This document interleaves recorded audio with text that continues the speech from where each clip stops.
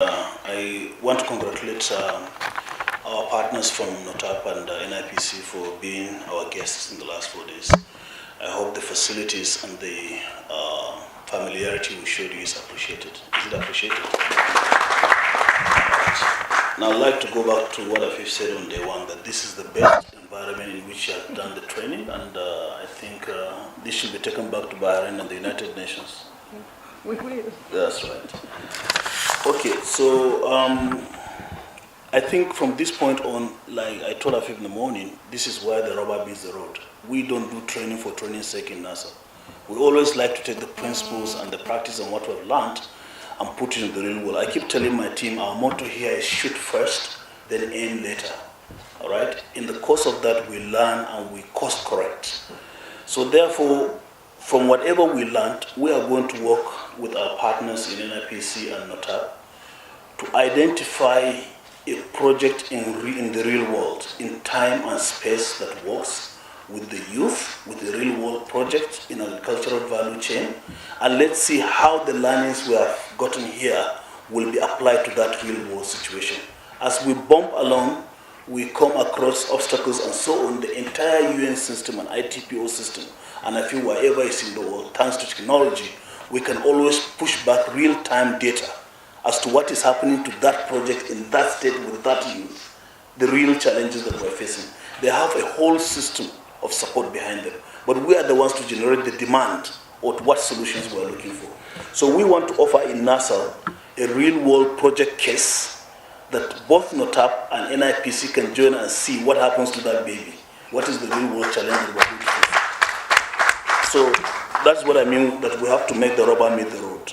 And I also, in relation to that, I expect that this will be a practical demonstration of synergy between government agencies. While there's a lot of talk, workshop, and conferences and seminars, we want to make this a case of inter-agency cooperation with a real-world example of what happens when agencies cooperate with a common objective.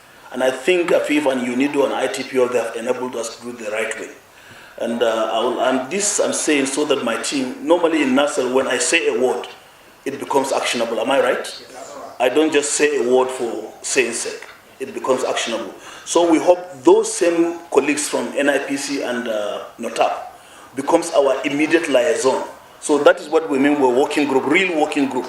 So we will isolate the project and we will make sure that we apply the knowledge in that project and see what happens.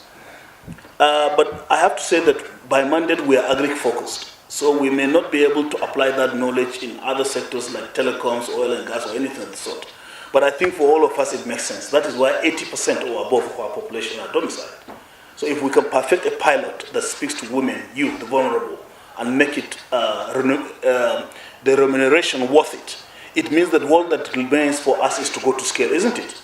So let's work together to develop that pilot.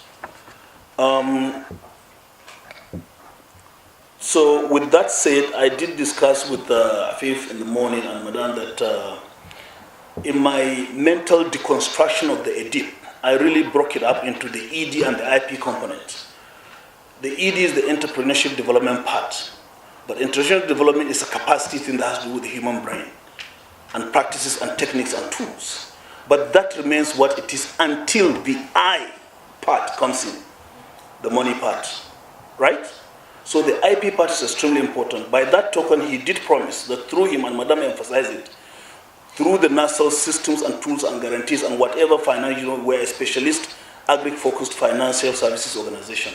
We will then leverage the investment part and the money part, push it into that project, and also the market. We did talk about the fact that the Gulf Cooperation Council countries in the Middle East, Bahrain, Qatar, United Arab Emirates, and the rest, they are all agri-commodity deficit countries.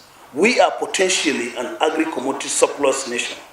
So if we can have a bridge whereby financing comes from Badia, Islamic Development Bank, and other financing agencies in an ecosystem where they see their money going to an ITPO design project, and the output goes to them, it means that you create a virtuous ecosystem where everyone is a winner. And that is the challenge we're going to put Afif and UNIDO. Thank you very much.